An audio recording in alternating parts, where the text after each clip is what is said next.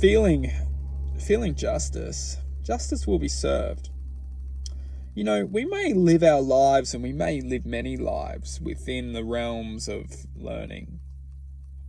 Learning is such a positive thing because it doesn't matter, what we do in this lifetime. We'll learn something, and that's the truth, and that's the beauty.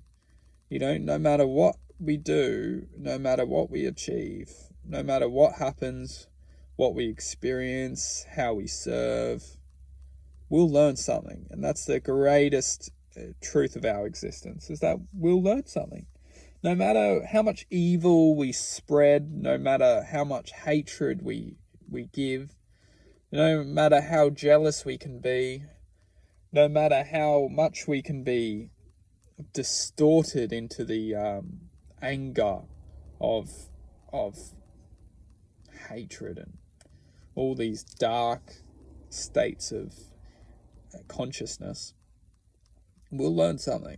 There'll be something to learn, and this is the greatest positive we can ever bring into our truth, is that every experience coincides with a particle, and it's this particle which has the potential to be essentially examined for a later experience, and that's how we ultimately awaken, is because we can examine different truths or different particles of infinite existence. And when these particles come together, we actually start to awaken. We start to say, hang on a second, this, I feel something, I feel. A lot of the time, those who are just thinking, they're not feeling. And the more we get stuck in this paradigm of mind is when we stop losing feeling. We can't feel anything. We're only thinking. And when we're just thinking, we lose the power of feeling. And that's where it ultimately we lose ourselves, is when we can't feel anymore and we just think. And when we're just thinking, we start to actually lose the feeling of good and feeling of happiness. And we actually start to just think of anger and frustration, because we need to feel something. That's the truth of our true natures. We need to feel something. We need to feel the true nature of our reality, which is essentially love. And if we're not feeling love, if we're not feeling the true nature of our reality, we actually start to rebel against it. We start to be disgusted by it. We start to feel like we're being blocked out, and that we start to feel that we're being, judged. But this is all the psychotic mind, which is trying to convince us to still continue to rebel against our true nature, which is love. Love will always accept us. It will always forgive us. It will always give us a chance to come back to its true nature.